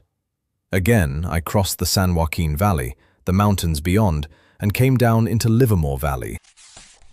The change in those 3 years was amazing. All the land had been splendidly tilled, and now I could scarcely recognize it. Such was the sea of rank vegetation that had overrun the agricultural handiwork of man. You see, the wheat, the vegetables, and orchard trees had always been cared for and nursed by man, so that they were soft and tender. The weeds and wild bushes and such things, on the contrary, had always been fought by man, so that they were tough and resistant. As a result, when the hand of man was removed, the wild vegetation smothered and destroyed practically all the domesticated vegetation. The coyotes were greatly increased, and it was at this time that I first encountered wolves, straying in 2s and 3s and small packs down from the regions where they had always persisted. It was at Lake Temescal, not far from the one-time city of Oakland, that I came upon the first live human beings. Oh, my grandsons, how can I describe to you my emotion when, astride my horse and dropping down the hillside to the lake, I saw the smoke of a campfire rising through the trees. Almost did my heart stop beating. I felt that I was going crazy. Then I heard the cry of a babe, a human babe, and dogs barked, and my dogs answered. I did not know but what I was the one human alive in the whole world. It could not be true that here were others, smoke and the cry of a babe. Emerging on the lake, there, before my eyes, not 100 yards away, I saw a man, a large man. He was standing on an outjutting rock and fishing. I was overcome. I stopped my horse. I tried to call out but could not. I waved my hand. It seemed to me that the man looked at me, but he did not appear to wave. Then I laid my head on my arms there in the saddle. I was afraid to look again, for I knew it was an hallucination, and I knew that if I looked, the man would be gone. And so precious was the hallucination that I wanted it to persist yet a little while. I knew, too, that as long as I did not look, it would persist. Thus I remained until I heard my dogs snarling and a man's voice. What do you think the voice said? I will tell you. It said, "Where in hell did you come from?" And yet he was spared, while hundreds of millions, yea, billions of better men were destroyed. I went on with him to his camp, and there I saw her, Vesta, the one woman. It was glorious and pitiful. There she was, Vesta Van Woerden, the young wife of John Van Woerden, clad in rags, with marred and scarred and toil-calloused hands, bending over the campfire and doing scullion work. She, Vesta, who had been born to the purple of the greatest baronage of wealth the world had ever known. John Van Woerden, her husband, worth 1,800,000,000 and president of the Board of Industrial Magnates, had been the ruler of America. Also, sitting on the International Board of Control, he had been one of the 7 men who ruled the world. And she herself had come of equally noble stock.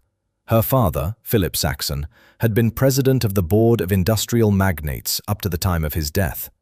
This office was in process of becoming hereditary, and had Philip Saxon had a son, that son would have succeeded him. But his only child was Vesta, the perfect flower of generations of the highest culture this planet has ever produced. It was not until the engagement between Vesta and Van Woerden took place that Saxon indicated the latter as his successor. It was, I am sure, a political marriage. I have reason to believe that Vesta never really loved her husband in the mad, passionate way of which the poets used to sing. It was more like the marriages that obtained among crowned heads in the days before they were displaced by the magnates. And there she was, boiling fish chowder in a soot-covered pot, her glorious eyes inflamed by the acrid smoke of the open fire. Hers was a sad story. She was the one survivor in a million, as I had been, as the chauffeur had been. On a crowning eminence of the Alameda Hills, overlooking San Francisco Bay, Van Woerden had built a vast summer palace. It was surrounded by a park of 1,000 acres. When the plague broke out, Van Woerden sent her there. Armed guards patrolled the boundaries of the park, and nothing entered in the way of provisions or even mail matter that was not first fumigated. And yet, did the plague enter, killing the guards at their posts, the servants at their tasks, sweeping away the whole army of retainers, or, at least, all of them who did not flee to die elsewhere. So it was that Vesta found herself the sole living person in the palace that had become a charnel house. Now the chauffeur had been one of the servants that ran away. Returning, 2 months afterward, he discovered Vesta in a little summer pavilion where there had been no deaths and where she had established herself. He was a brute. She was afraid, and she ran away and hid among the trees. That night, on foot, she fled into the mountains. She, whose tender feet and delicate body had never known the bruise of stones nor the scratch of briars. He followed, and that night he caught her. He struck her. Do you understand? He beat her with those terrible fists of his and made her his slave. It was she who had to gather the firewood, build the fires, cook, and do all the degrading camp labor. She, who had never performed a menial act in her life. These things he compelled her to do, while he, a proper savage, elected to lie around camp and look on. He did nothing, absolutely nothing, except on occasion to hunt meat or catch fish. "Good for chauffeur," Harelip commented in an undertone to the other boys. "I remember him before he died. He was a corker, but he did things, and he made things go. You know, Dad married his daughter, and you ought to see the way he knocked the spots out of Dad. The chauffeur was a son of a gun. He made us kids stand around." Even when he was croaking, he reached out for me, once, and laid my head open with that long stick he kept always beside him. Harelip rubbed his bullet head reminiscently, and the boys returned to the old man, who was maundering ecstatically about Vesta, the squaw of the founder of the chauffeur tribe.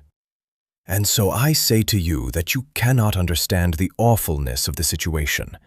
The chauffeur was a servant, understand, a servant, and he cringed with bowed head to such as she. She was a lord of life, both by birth and by marriage. The destinies of millions, such as he, she carried in the hollow of her pink-white hand. And, in the days before the plague, the slightest contact with such as he would have been pollution. Oh, I have seen it. Once, I remember, there was Mrs. Goldwyn, wife of one of the great magnates. It was on a landing stage, just as she was embarking in her private dirigible, that she dropped her parasol. A servant picked it up and made the mistake of handing it to her, one of the greatest royal ladies of the land. She shrank back, as though he were a leper, and indicated her secretary to receive it. Also, she ordered her secretary to ascertain the creature's name and to see that he was immediately discharged from service. And such a woman was Vesta Van Woerden, and her the chauffeur beat and made his slave. Bill, that was it. Bill, the chauffeur, that was his name. He was a wretched, primitive man, wholly devoid of the finer instincts and chivalrous promptings of a cultured soul. No, there is no absolute justice, for to him fell that wonder of womanhood, Vesta Van Woerden. The grievousness of this you will never understand, my grandsons, for you are yourselves primitive little savages, unaware of aught else but savagery. Why should Vesta not have been mine? I was a man of culture and refinement, a professor in a great university. Even so, in the time before the plague, such was her exalted position, she would not have deigned to know that I existed. Mark then the abysmal degradation to which she fell at the hands of the chauffeur. Nothing less than the destruction of all mankind had made it possible that I should know her, look in her eyes, converse with her, touch her hand, aye, and love her, and know that her feelings toward me were very kindly. I have reason to believe that she, even she, would have loved me, there being no other man in the world except the chauffeur. Why, when it destroyed 8 billions of souls, did not the plague destroy just one more man, and that man the chauffeur? Once, when the chauffeur was away fishing, she begged me to kill him. With tears in her eyes, she begged me to kill him. But he was a strong and violent man, and I was afraid. Afterwards, I talked with him. I offered him my horse, my pony, my dogs, all that I possessed, if he would give Vesta to me. And he grinned in my face and shook his head. He was very insulting. He said that in the old days he had been a servant, had been dirt under the feet of men like me and of women like Vesta, and that now he had the greatest lady in the land to be servant to him, and cook his food and nurse his brats. You had your day before the plague, he said, but this is my day, and a damned good day it is. I wouldn't trade back to the old times for anything. Such words he spoke, but they are not his words. He was a vulgar, low-minded man, and vile oaths fell continually from his lips. Also, he told me that if he caught me making eyes at his woman, he'd wring my neck and give her a beating as well. What was I to do? I was afraid. He was a brute. That first night, when I discovered the camp, Vesta and I had great talk about the things of our vanished world. We talked of art and books and poetry, and the chauffeur listened and grinned and sneered. He was bored and angered by our way of speech, which he did not comprehend, and finally he spoke up and said, "And this is Vesta Van Woerden, one-time wife of Van Woerden the magnate, a high and stuck-up beauty, who is now my squaw. Eh, Professor Smith, times is changed, times is changed. Here, you, woman, take off my moccasins, and lively about it. I want Professor Smith to see how well I have you trained." I saw her clench her teeth and the flame of revolt rise in her face. He drew back his gnarled fist to strike, and I was afraid and sick at heart. I could do nothing to prevail against him. So I got up to go, and not be witness to such indignity. But the chauffeur laughed and threatened me with a beating if I did not stay and behold. And I sat there, perforce, by the campfire on the shore of Lake Temescal, and saw Vesta Van Woerden, kneel and remove the moccasins of that grinning, hairy, ape-like human brute. Oh, you do not understand, my grandsons. You have never known anything else, and you do not understand. Halter broke and bridle wise, the chauffeur gloated, while she performed that dreadful menial task. "A trifle bulky at times, Professor, a trifle bulky, but a clout alongside the jaw makes her as meek and gentle as a lamb." And another time he said, "We've got to start all over and replenish the earth and multiply. You're handicapped, Professor. You ain't got no wife, and we're up against a regular Garden of Eden proposition. But I ain't proud. I'll tell you what, Professor." He pointed at their little infant, barely a year old. "There's your wife, though you'll have to wait till she grows up. It's rich, ain't it? We're all equals here, and I'm the biggest toad in the splash. But I ain't stuck up, not I. I do you the honor, Professor Smith, the very great honor of betrothing to you my and Vesta Van Warden's daughter." Ain't it cussed bad that Van Warden ain't here to see? I lived 3 weeks of infinite torment there in the chauffeur's camp. And then, one day, tiring of me, or of what to him was my bad effect on Vesta, he told me that the year before, wandering through the Contra Costa Hills to the Straits of Carquinez, across the straits he had seen a smoke. This meant that there were still other human beings, and that for 3 weeks he had kept this inestimably precious information from me. I departed at once with my dogs and horses and journeyed across the Contra Costa Hills to the Straits. I saw no smoke on the other side, but at Port Costa discovered a small steel barge on which I was able to embark my animals. Old canvas which I found served me for a sail, and a southerly breeze fanned me across the straits and up to the ruins of Vallejo. Here, on the outskirts of the city, I found evidences of a recently occupied camp. Many clamshells showed me why these humans had come to the shores of the bay. This was the Santa Rosa tribe, and I followed its track along the old railroad right-of-way across the salt marshes to Sonoma Valley. Here, at the old brickyard at Glen Ellen, I came upon the camp. There were 18 souls all told. 2 were old men, one of whom was Jones, a banker. The other was Harrison, a retired pawnbroker who had taken for wife the matron of the state hospital for the insane at Napa. Of all the persons of the city of Napa, and of all the other towns and villages in that rich and populous valley, she had been the only survivor. Next, there were the 3 young men, Cardiff and Hale, who had been farmers, and Wainwright, a common day laborer.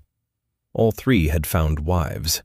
To Hale, a crude, illiterate farmer, had fallen Isidore, the greatest prize, next to Vesta, of the women who came through the plague. She was one of the world's most noted singers, and the plague had caught her at San Francisco. She has talked with me for hours at a time, telling me of her adventures, until, at last, rescued by Hale in the Mendocino Forest Reserve, there had remained nothing for her to do but become his wife. But Hale was a good fellow, in spite of his illiteracy. He had a keen sense of justice and right dealing, and she was far happier with him than was Vesta with the chauffeur. The wives of Cardiff and Wainwright were ordinary women, accustomed to toil with strong constitutions, just the type for the wild new life which they were compelled to live. In addition were 2 adult idiots from the feeble-minded home at Eldridge, and 5 or 6 young children and infants born after the formation of the Santa Rosa tribe. Also, there was Bertha. She was a good woman, Harelip, in spite of the sneers of your father. Her I took for wife. She was the mother of your father, Edwin, and of yours, Hoo-Hoo. And it was our daughter, Vera, who married your father, Harelip. Your father, Sandow, who was the oldest son of Vesta Van Warden and the chauffeur. And so it was that I became the 19th member of the Santa Rosa tribe.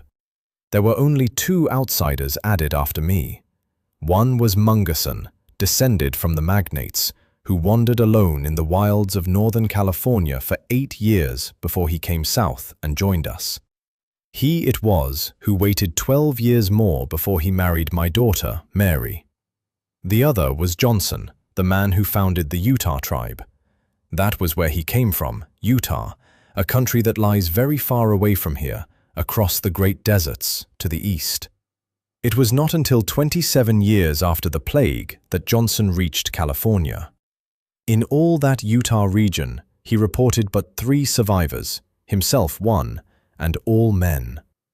For many years, these 3 men lived and hunted together, until at last, desperate, fearing that with them the human race would perish utterly from the planet, they headed westward on the possibility of finding women survivors in California.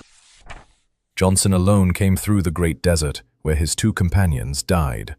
He was 46 years old when he joined us, and he married the 4th daughter of Isidore and Hale, and his eldest son married your aunt, Harelip, who was the 3rd daughter of Vesta and the chauffeur. Johnson was a strong man with a will of his own, and it was because of this that he seceded from the Santa Rosans and formed the Utah tribe at San Jose. It is a small tribe, there are only 9 in it, but, though he is dead, such was his influence and the strength of his breed that it will grow into a strong tribe and play a leading part in the re-civilization of the planet. There are only 2 other tribes that we know of, the Los Angelitos and the Carmelitos. The latter started from one man and woman. He was called Lopez, and he was descended from the ancient Mexicans and was very black. He was a cowherd in the ranges beyond Carmel, and his wife was a maidservant in the great Del Monte Hotel. It was 7 years before we first got in touch with the Los Angelitos. They have a good country down there, but it is too warm. I estimate the present population of the world at between 350 and 400, provided, of course, that there are no scattered little tribes elsewhere in the world. If there be such, we have not heard from them. Since Johnson crossed the desert from Utah, no word nor sign has come from the east or anywhere else. The great world which I knew in my boyhood and early manhood is gone. It has ceased to be.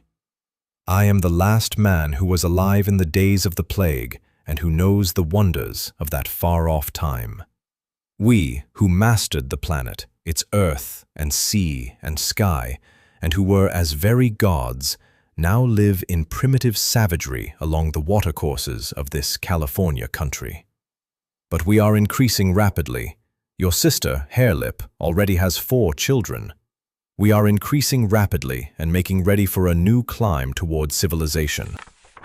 In time, pressure of population will compel us to spread out, and 100 generations from now, we may expect our descendants to start across the Sierras, oozing slowly along, generation by generation, over the great continent to the colonization of the East, a new Aryan drift around the world.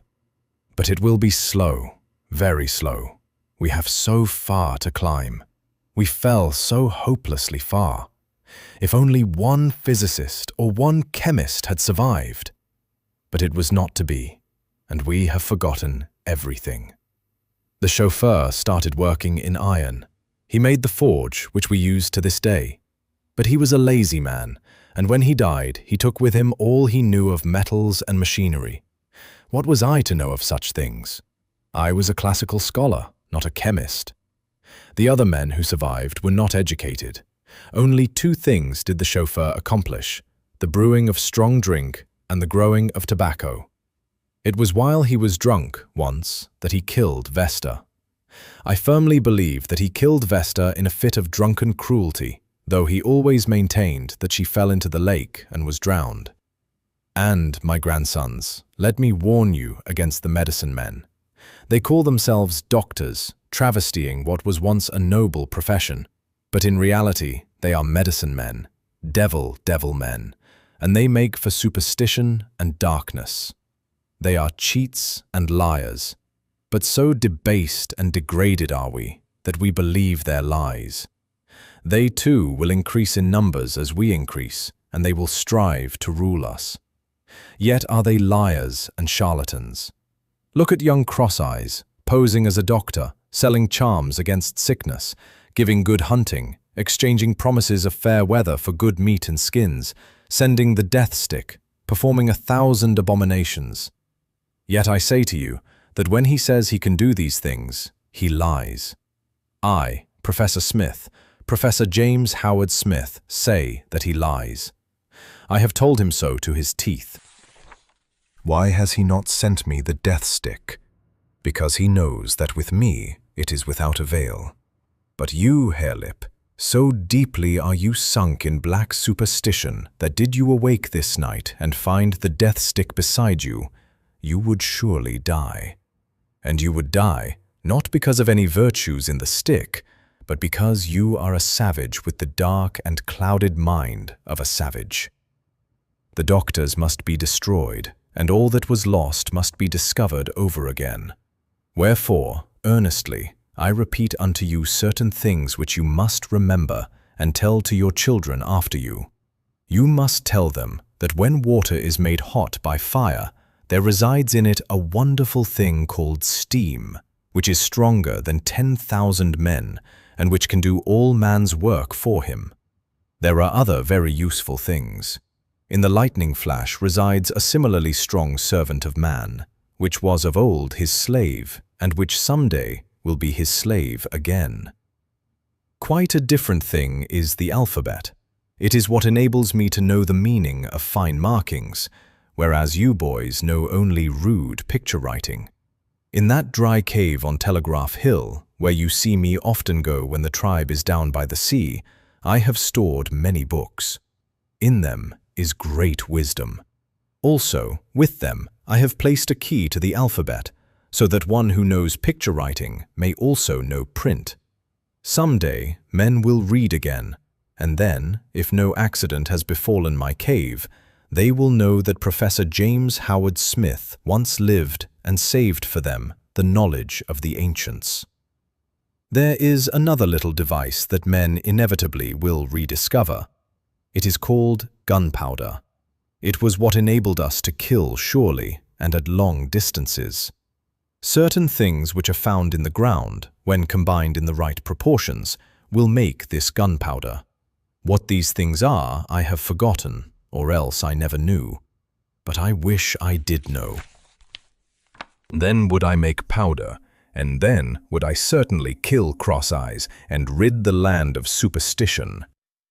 After I am man-grown, I'm going to give Cross-Eyes all the goats and meat and skins I can get, so that he'll teach me to be a doctor, Hoo-Hoo asserted.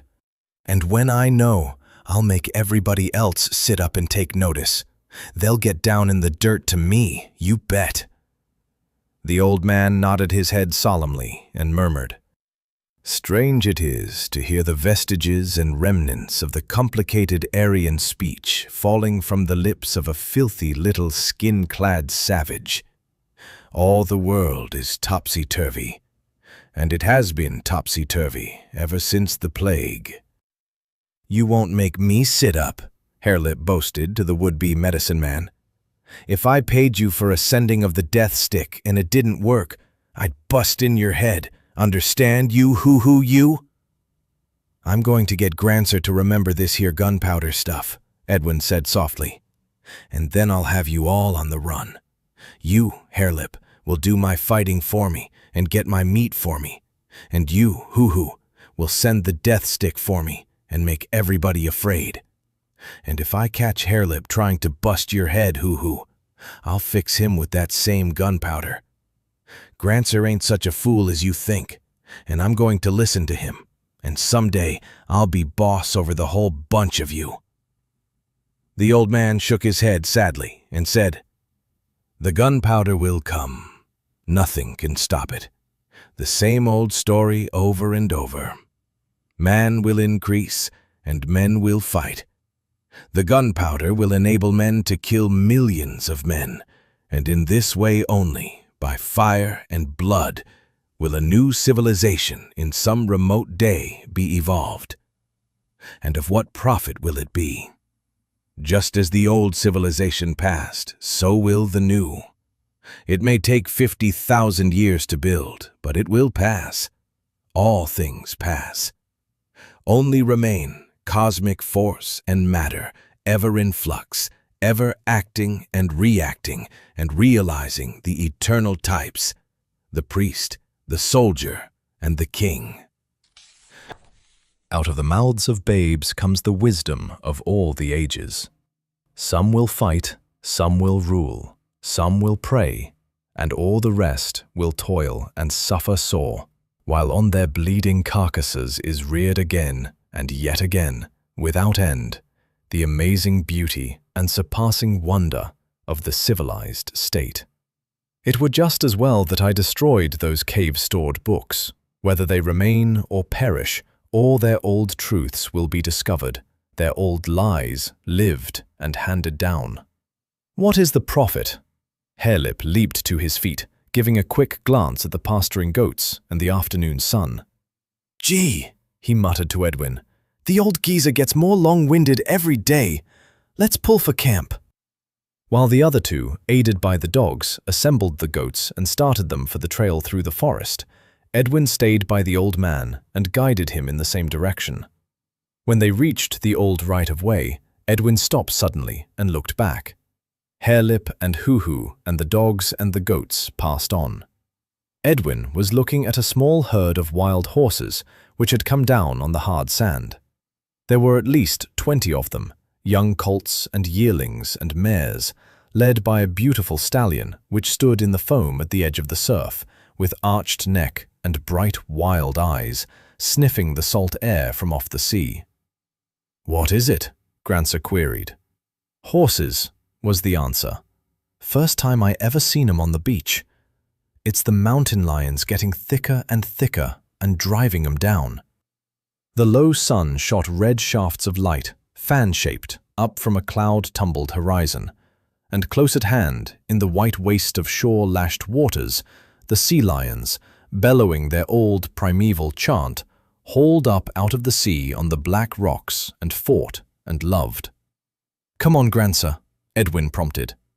And old man and boy, skin-clad and barbaric, turned and went along the right-of-way into the forest in the wake of the goats. The end. End of the project, Gutenberg, The Scarlet Plague. Updated editions will replace the previous one. The old editions will be renamed. Creating the works from print editions not protected by U.S. copyright law means that no one owns a United States copyright in these works, so the Foundation and you can copy and distribute it in the United States without permission and without paying copyright royalties. Special rules set forth in the General Terms of Use part of this license apply to copying and distributing Project Gutenberg trademark electronic works to protect the Project Gutenberg trademark concept and trademark. Project Gutenberg is a registered trademark and may not be used if you charge for an ebook, except by following the terms of the trademark license, including paying royalties for use of the Project Gutenberg trademark. If you do not charge anything for copies of this ebook, complying with the trademark license is very easy.